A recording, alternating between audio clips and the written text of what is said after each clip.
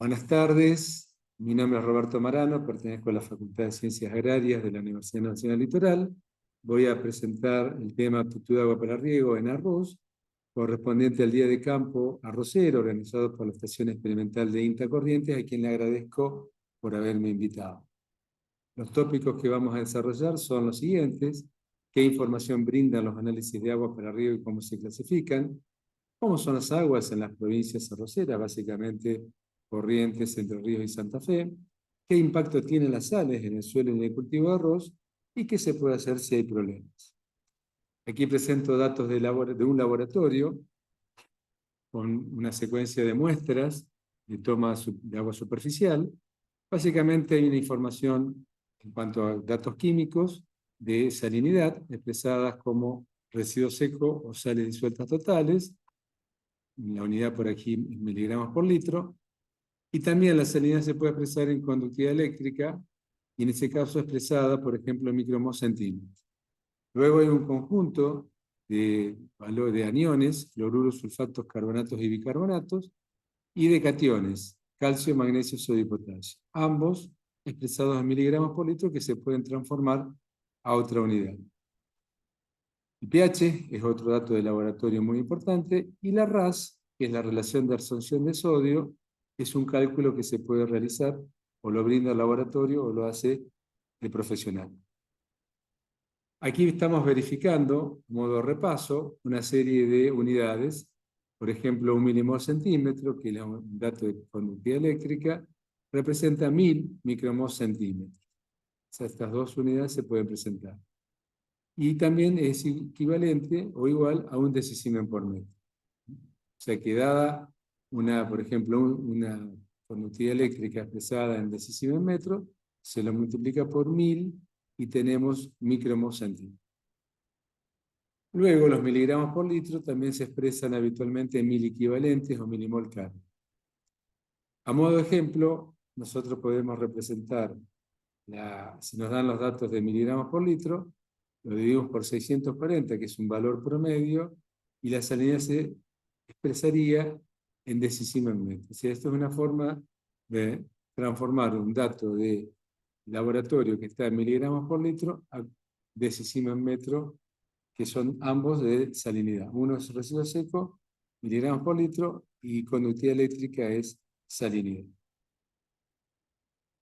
Para transformar, cuando los iones usados en miligramos por litro a miligramos por litro, se los divide con los resultados del peso atómico de la valencia, según aniones y cationes.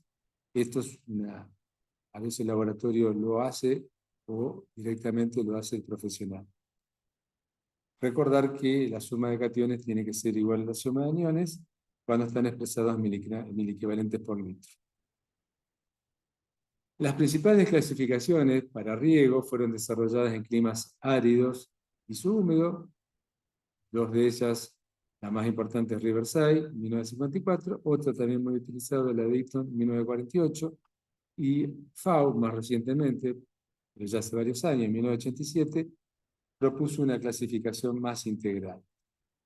Para estas clasificaciones, además de la salinidad del pH, se utiliza un indicador, y ya lo he mencionado, relación de absorción de sodio, que representa la concentración de sodio respecto a la raíz cuadrada del calcio más el magnesio sobre 2, todos estos datos expresados en miliequivalentes por litro. O el carbonato de sodio residual, que es la clasificación de Eaton, 1948, que es la suma de calcio, del carbonato más bicarbonato menos calcio más magnesio. Aquí tenemos la tradicional clasificación de Riverside, donde en el eje de la X está la conductividad eléctrica expresada en micro Siemens centímetros o micromos centímetros, con valores 100, 250, 750 y 2250, que están indicando cada uno un nivel de salinidad bajo, medio, alto, muy alto. Y luego tenemos también con S, con la letra S, la representación del sodio. El primer intervalo es 10, el segundo es 18, de RAS, 26 y más de 26. Entonces también tenemos distintos niveles en función de cómo es la RAS y cómo es la salinidad.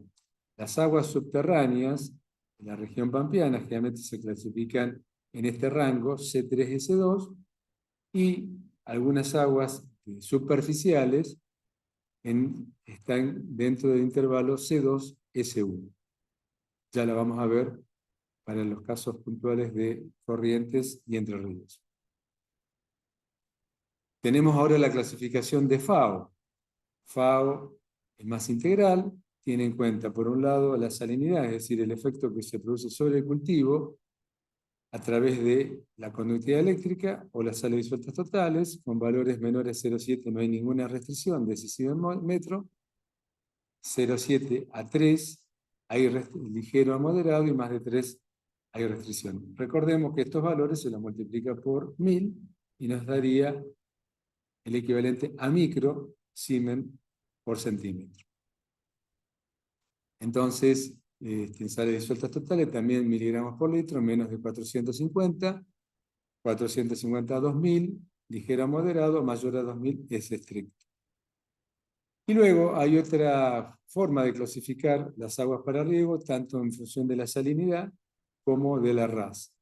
En este caso lo que nos está diciendo es que con salinidad RAS muy bajas, menores a 3, tiene que haber un cierto nivel de salinidad en el suelo para que no haya problemas de infiltración. Por ejemplo, 0,7.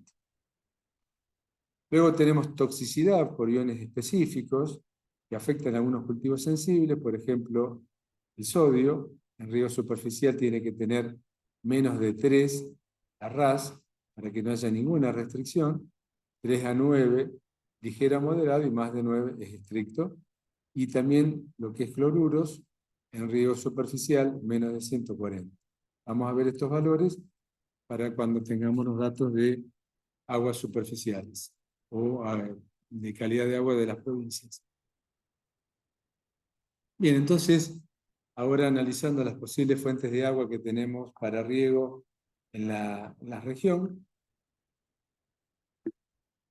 tenemos origen superficial, ríos, arroyos, donde es la principal fuente para arroz, en el caso de Corrientes y de Santa Fe, los ríos Paraná y Uruguay. En Entre Ríos no es tanto, o es más abunda más lo que es agua de perforación. En el caso de las aguas superficiales puede haber problemas de salinidad en periodos de estiaje, sobre todo en los que son brazos del río Paraná, no el río propiamente dicho, sino unos brazos, cosa común en el caso de la costa santafesina. Y cuando es de origen subterráneo, que es la principal fuente de Entre Ríos, tenemos calidad y cantidad variable. Corrientes se usa menos, y en Santa Fe prácticamente no se utiliza agua de perforación. Y luego tenemos origen meteórico, que es el excedente de lluvias almacenados en represas y tajamares. Algunas de estas cosas, de estas tajamares o represas, son muy comunes en el norte de Entre Ríos, y los tajamares también son propios de Corrientes, en muchos casos derivando de agua de río. Ya entrando a lo que es la composición química de las aguas del río Paraná en Corrientes, aquí tenemos un trabajo realizado por Portela Diego, como trabajo final de graduación, donde hay distintos momentos, 45 días después de iniciar el riego, antes del desagote, o sea, antes de vaciar el riego, y distintos puntos, bombeo, canal primario, canal secundario y dentro del lote, donde los valores de pH están en el orden de 7, la conductividad eléctrica expresada en micromos centímetros, esta es la propia la clasificación de FAO que decía menor de 750 niveles medios, y aquí y menos de 250 bajo, fíjense que tiene todos menores de 250. Con respecto a los cloruros, hablaba de 140, acá no hay ninguna que tenga ese valor, y con respecto a la RAS, hablaba de 3 sin problemas, o sea que esta calidad de agua es excelente para el cultivo de arroz. También en el caso del río Paraná en Corrientes, capital, tomas para medir calidad del agua, como expresando la salinidad en conductividad, micro Siemens centímetros, que es equivalente a micromos centímetros. Valores medios de 85, 190, 60, no superan 250 micromos. Y en el caso de valores máximos, algunos de ellos sí superan los 750 micromos, muy escasos momentos, y sitios de extracción, pero la mayoría de ellos está por debajo de 250 micromos. En el caso de Entre Ríos, agua de perforación, son salinidades más elevadas, con niveles de RAS mayores también. De 563 muestras obtenidas, el 80% tiene conductividad eléctrica con valores de 750 microsiemens centímetros y RAS menores a 10. Ese es un trabajo realizado por los ingenieros Díaz, Eduardo Díaz y Oscar Duarte, de la Universidad de Entre Ríos. Los valores entonces también de conductividad eléctrica obtenidos en esas condiciones, tenemos máximos de 1200 y medios de 700, ¿no? Como decía recién, este es un nivel medio de salinidad, y la RAS, valores medios de 5,9, 6 y máximos de 10. En este caso, para las condiciones que estamos hablando, específicamente de RAS, es un poco mayor, a 3, pero son restricciones ligeras a moderadas, cuando es menor a 9, y en el caso de salinidad, los valores medios son apropiados.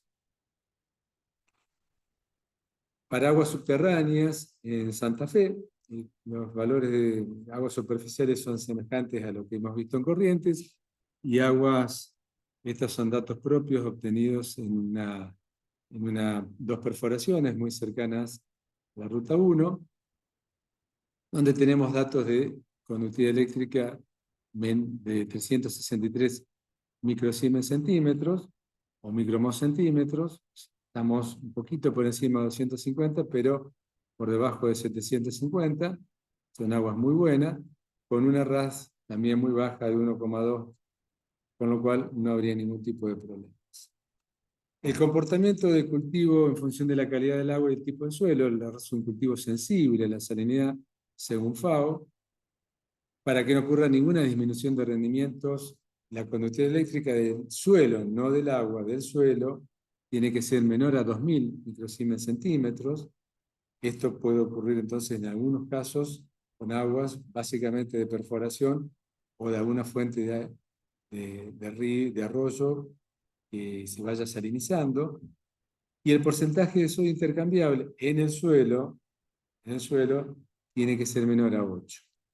Este dato son proporcionados por César Quintero, también de la Universidad de Entre Ríos, aunque en Santa Fe, datos propios que hemos obtenido, se pueden obtener buenos rendimientos con PCI entre 15 y 20.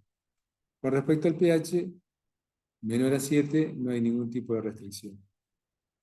Entonces, en algunos casos donde habría problemas de salinización de suelos arroceros, producto de calidad de agua distintas a la que hemos visto, o sea, inferiores a la que hemos visto, si tiene valores mayores a 1000, cuando se termina el riego, hay que mantener una cobertura para evitar el ascenso capilar, el suelo desnudo, con niveles freáticos cercanos a la superficie del suelo, genera problemas de ascenso capilar, y eso hace que las sales se concentren, sobre todo para la próxima campaña, cuando se siembra el arroz y en la emergencia.